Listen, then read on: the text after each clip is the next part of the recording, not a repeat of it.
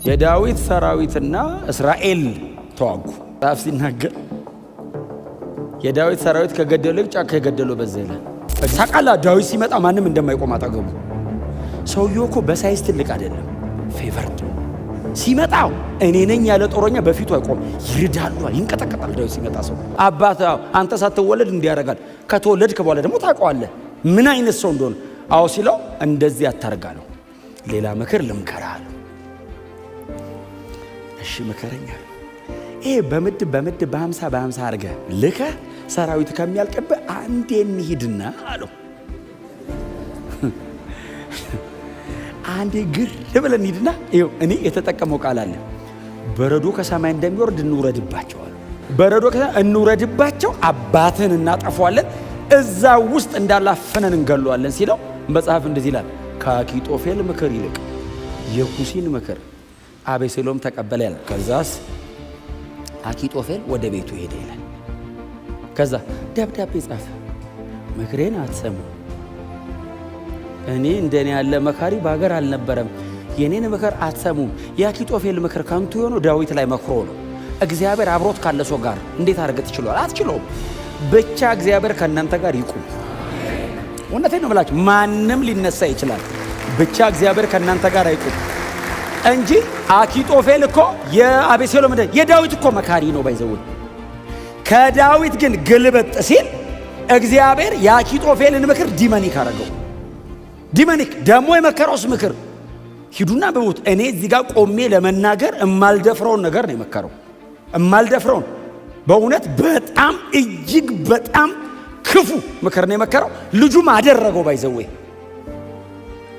በእስራኤል ዘንድ የተጠላ ነገር አረገ ይላል። መክሮት እኮ ነው። ከዛ ዳዊት ሲሰማ እንደዚህ አይነት ምክር አለ ያደርገዋል አኪጦፌል። ለምን? ዳዊትን ፈጽሞ ከእስራኤል ልብ ለማውጣት ዳዊትም እንዲመረር ለማድረግ ነው ይህንን ያደረገው። ምክሩ እንደፈረሰ ሲያቅ ሄዶ ይላል ጻፈ ይልና አኪጦፌልም ራሱን አጠፋ ይላል። ሞተ ይላል አኪጦፌል ባይዘው ራሱን ፐርሰን ሱሳይድ አረጋው። በፍጹም እኔ እንዴት ምክሬን አትሰሙም ብሎ አንተ ሰው እንደዚህ ሆነ እንዴ? ሞተ ይላል። ሄዶ ተሳካለ፣ ሞተ ይላል። ከዛ ሄዱ ይልና ጦርነቱ ተጀመረ። ታሪኩ በጣም ረጅም ነው። እንደ ከምዕራፍ 15 ጀምሮ በጣም ረጅም ነው። እኔ ዋና ሐሳቧን ብቻ ልንገራችሁ። ጦርነቱ ተጀመረ። ጦርነቱ ሲጀመር በአቤሴሎም ሳይድ ያለው እንደሚል ታውቃላችሁ? እስራኤል ነው የሚለው የአቤሴሎምን ድፍን ሀገር ነው። የዳዊትንስ የዳዊት ሰራዊት ነው የሚለው ለብቻው። እስራኤል እኮ የዳዊት ነው፣ አቤሴሎም ወስዶታል። በሰራዊት ብዛት አይገናኙም በቁጥር። የዳዊት ሰራዊትና እስራኤል ተዋጉ። ሲዋጉ ውጊያው የተጀመረው በዳን ጫካ ውስጥ ነው። ጫካ ውስጥ ነው የተዋጉት። መጽሐፍ ሲናገር የዳዊት ሰራዊት ከገደለው ጫካ የገደለው በዛ ይላል። እግዚአብሔር አንተ በዛፍ ተጠቅሙ፣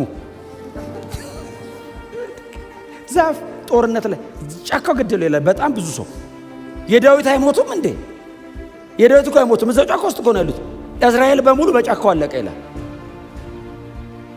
በጣም ከባድ፣ ከዛ በኋላ ከባድ እልቂት ሆነ ነው የሚለው መጽሐፍ። በአኪጦፌል ምክር በአቤሴሎም ስህተት ከ20,000 ሰው በላይ ሞተ አንድ ቀን። አቤሴሎም በበቅሎ እየሄደ የዳዊት ወታደሮች አገኙት። ገደሉት አይልም፣ ሮጦ ሲያመልጥ አይደለም ይላል። ጸጉሩ ረጅም ነበር የሚል ቃል አለ። እየሄደ እያለ በቅሏ በዛፍ መሃል ልታልፍ ስትል ጸጉሩ ዛፍ ላይ ተንጠለጠለ፣ እንዲህ ታሰረ። የእነሱ ጸጉር ደግሞ አሰቡት ምን አይነት እንደሆነ ታሰረ። በመሬትን እኔ እንደው የመጽሐፍ ቅዱስ ግን ጸሐፊዎች አገርኩ በመሬትና በሰማይ መሃል ተንጠለጠለ። አሁን ምን አይነት ስብከት እንደሚወጣው በመሬትና በሰማይ መሃል ተንጠለጠለ ማለት ተንጠልጥሎ ከመሬት ከፍ አለ ነው። መቼስ ከሰማይ ሩቅ ነው። ከዛ አንድ የዳዊት ውጊያ ላይ ያለው ወታደር አቤሴሎም እንደዚህ ያየው። ከዛ ምንም አላረገው፣ ተመልሶ መጣና ለኢዮአብ እንደዚህ ያለው አቤሴሎም ጸጉሩ በሰማይና በምድር መካከል እንዲንጠለጠል አድርጎታል ሲለው፣ ታዲያ በጦር ወግተህ ገደልከው ያለው። አላረኩትም አለው። ይህንን አርገ ቢሆን ኖሮ 100 ሰቅል ብር ሰጠ ነበር አለው። እንደዚህ ያለው ሰውየው 1000 ሰቅል ወርቅ ብትሰጠኝ አላረገው። ለምን አለው? አንተን እንደገና ደግሞ ማነው ኩሲንና ያኛውን የኢታን ነው ስሙ፣ እሱ ሶስታችሁን አቆሞ አቤሴሎምን ማንም ሰው እንዳይገለው ካገኛችሁት ይዛችሁት ኑ ሲል ሰምቻለሁ አለው። እና ብገለው ወሬው ንጉሥ ጋር መድረሱ አይቀርም አለ እና ይገለኛል። ቀጥሎ ጌታዬ ንጉሥ ያለውን ቃል አከብራለሁ አለው። አላደርግም። አንተም ብትሆን አለው ገድዮ ቢሆን ኖሮ ከኔ በኩል አትቆምም አለው። ዞረ ለንጉሥ ወገነ ትገለኛለህ። አልገልም አለ። አልሄድም። ኢዮአብ ሄዶ ገደለው ይላል አቤሴሎም። ኢዮአብ ሄዶ ገደለው። ከዛ ነው መልእክተኞቹ። ከዛ ኢዮአብ እርግጠኛ ሆነና ልክ አቤሴሎም ሲሞት ጦርነቱ ቆመ። እስራኤል በሙሉ ወደ ኋላ ተመለሰ። የዳዊት ወታደር ሲጨፍር አቤሴሎም ኢትዮጵያዊን ጠራውና ሂድና ለንጉሱ ንገረው አለው። ይሄን ንገረው አይደለም ያለው፣ ያየኸው ሂድና ንገረው ይለው። ኢትዮጵያዊው ሊናገር ሩጫ ሲጀምር ወንድም አኪማስ እኔ ሊዳለው አትሂዳለሁ ልሂድ ይሄን የምስራች ልናገር ሲል የምስራች አይደለም ይሄ ያለው። ለዳዊት ሄደ ልጅ ሞተ ልትለው ነው አለው።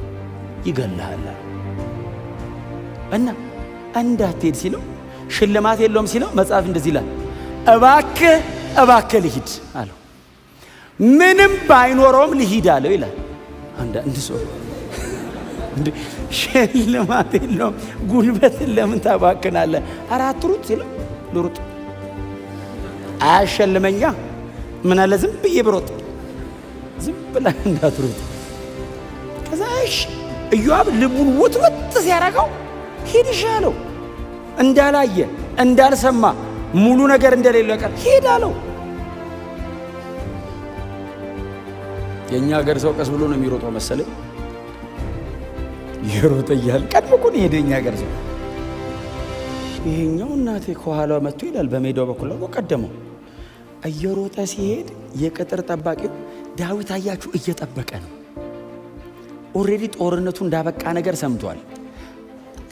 አቤሴሎምን ይዘውታል ወይስ ሞቷል ብሎ በበሩ መክፈቻና መዝጊያ መሃል ቁጭ ብሏል ይላል። ቁጭ ብሎ ሲጠብቅ የቅጥር ጠባቂው ጮኸ ይላል። ጮኸ አንድ ሰው እየሮጠ ሲመጣ አየዋለሁ ሲል ንጉሥ እንደዚህ ያለ አንድ ብቻ ከሆነ የምስራች ይዞ ነው የሚመጣው፣ የደስታ መልእክት ነው ብሎ እየጠበቀ ያለ የቅጥር ጠባቂ ሌላም ሰው ከኋላ ሲሮጥ አይቻለሁ ሲል ይው የንጉሥ ተስፋ ሁለተኛውም ሰው ካለ የምስራች ነው ማለት ነው። እስቲ አሁን 10ኛም ቢመጣ ንጉሥ ምንድን ነው የሚጠብቀው? በቃ ልጄ በሕይወት አለ። አቤሴሎም ማለት ባይዘው ትርጉሙ አባቴ ደህና ነው ማለት ነው። ከስሙ የተጣላ ልጅ ነው። አባቴ ደህና ነው ማለት ነው። አባቴ ፊትን አፈቀኝ ይለው ነበር። ትዝ ይላችኋል። ፊትን እባክህ 4 ዓመት ከልክሎት አትመጣም እኔ ፊት ብሎት እባክህ ፊትን አፈቀኝ ብሎት እንደገና አምጥቶት ፊቱን አየው ይልና ዳዊትም አለቀሰ ይላል። ሲያየው ይወዷል። ልጁ ግን በጣም ከባድ ነው። ከዛ አኪማስ ገና ሳይደርስ ከሩቅ ቆሞ ጮኸ የምስራች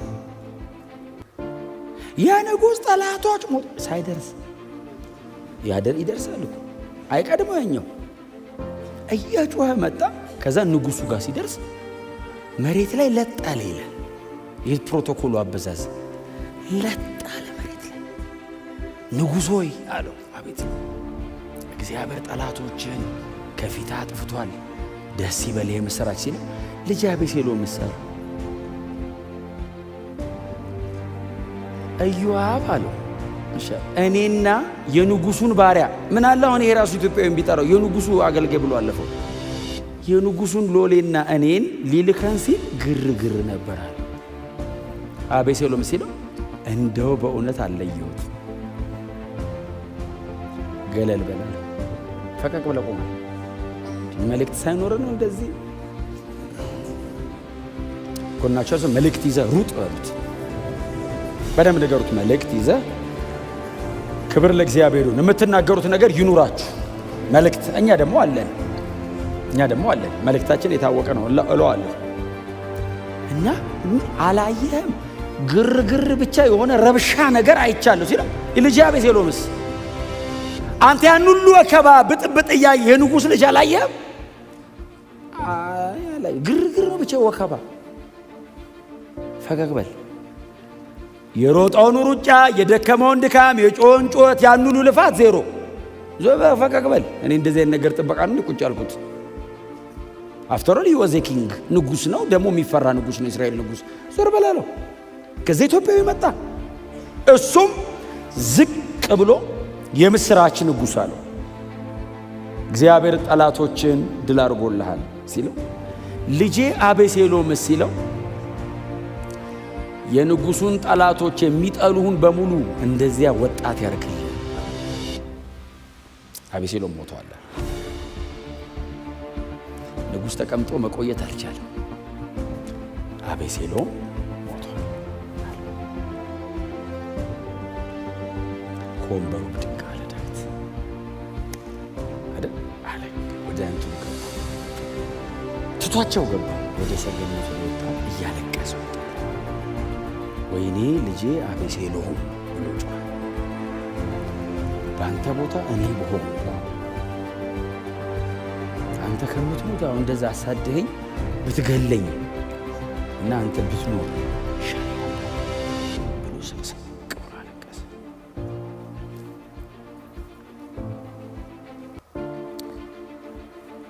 ያው ታውቁታላችሁ ታሪኩን። ከዛ በኋላ ዳዊት ከባድ ሰው ነው። ባይዘው የእግዚአብሔር ልብ ያለው ሰው ነው ዳዊት። የእግዚአብሔር ልብ አለው፣ ግን ደግሞ በሴም ደግሞ አይለቀም፣ ይዛል። ኢዮአብ እንዳስገደለው ሰምቷል፣ እንደገደለው ሰምቷል። ጸጥ አለው፣ ምንም አላለው። ኢዮአብ መጣና እንደዚህ ያለው ዛሬ አለ እስራኤልንና ለአንተ ሲል ሕይወቱን የሚከፍለውን ይህንን ሰራዊት እንደማታከብር ነው ያየዋል። ለምን አለ? እነዚህ ሁሉ ሰዎች ሲያልቁ ዝም ብለህ አንድ ልጅ አቤሴሎም ሞተ ብለህ ታዋርዳቸዋለህ? አዋረድካቸው። በል ተነስና አጽናናው ሕዝቡ። ዳዊት ጸጥ ብሎ ሐዘኑን በልቡ አድርጎ ወጥቶ በእስራኤል ፊት ንግግር አደረገ። ዳዊት ያን ከተማ ለቆ ሄደ፣ ሌላ ከተማ። ይህንን ሁሉ ሂሳብ የሚያወራርደው ሰለሞን ጋር ሰለሞን ጋር ሊሞት ሲል ማለት ዳዊት አቤት አንተ ጥበበኛ ነህ። እሺ አባቴ ኢዮአብን ታውቀው የለ አለው። አቤሴሎምን የገደለው እሱ ነው አለው። እሺ ዝም አትበለዋል። እሱም ጥቅስ ነው። እኔ ባይዘው ባክግራውንድ አንብቤ አይደለም፣ አንደኛ ነገሥት አንብቤ ሂዱና ዝም እንዳትለው አለው። እሺ አለው። ያኔ አቤሴሎም እኔን ሲያባረኝ ወንዙን ሲሻገር ያ ቢንያማዊው የሳኦል ዘመድ የነበረው ሳሚን ታውቀው የለ? እየተከተለ ሲረግመኝ ነበር። ታው ቢሉት አልሰማ ብሎ ሲረግመኝ ነበር። እኔ እንደውም ያለማቋረጥ ሲረግመኝ እነ ኢዮአብ እንግደለው ሲሉ እንዳገል በለመደጁ ኢዮአብ እንዳገል እና እግዚአብሔር እርገመው ብሎትስ ቢሆን ቶ ብዮ ነበር። ግን ዝም ብዬ ቆሜ ሳይው እግዚአብሔር እርገመው ብሎት አይደለም እና እሱንም እንዳለቀው ቦታ ሲያዘ ሁሉንም ሊሞት ሲል ዝም ብለህ ከነሽበታቸው እንዳትዋቸዋል። ዘርና ዘርተው ያጭዶታል አይቻል። ዳዊት ለምንድን ነው በንግስና እድሜውን የጨረሰው? ሳኦልን ሊገለው በሚችልበት ሰዓት አልገደለውም። እግዚአብሔር እንደዚህ ባረገው ሰው ላይ እጄን አላነሳም፣ አልነካም። እግዚአብሔር አይደል የቀባው? እግዚአብሔር በፈለገ ሰዓት ያንሳው፣ አልነካውም አለ። አየህ፣ ሳኦልን ገሎት ቢሆን ኢዮአብ ይገለዋል። ባይዘው ወይ የሆነ ሳምባዲ ይገለዋል፣ ዘሩ አይቀጥላትም። ዳዊት እንድቻ አይነካም፣ ያቃል ኮንሲኩዌንስ። ጸጥ ብሎ ነው ማነው ሳኦል ዞር ያለው። ዳዊትስ ዙፋን ላይ እኮ ነው የሞተው፣ እድሜውን ጨርሶ ዘሩን ተክቶ ማነው ስሙ ሰለሞንን አስቀምጦ። መልእክተኛው ነው የረበሸው ዳዊትን አይደል? መልእክተኛው ነው የበጠበጠው። ንጉሥ ቁጭ ካለበት አነቃንቀው ዘመኑን ሁሉ ለዚህ ጉዳይ ዳዊት ምላሽ እየሰጠ ነው የኖረው። እድሜውን ሁሉ ሲሞት አለቀቀውም ጉዳዩ። ዳዊትን ያነቃነቀው የመልእክተኛ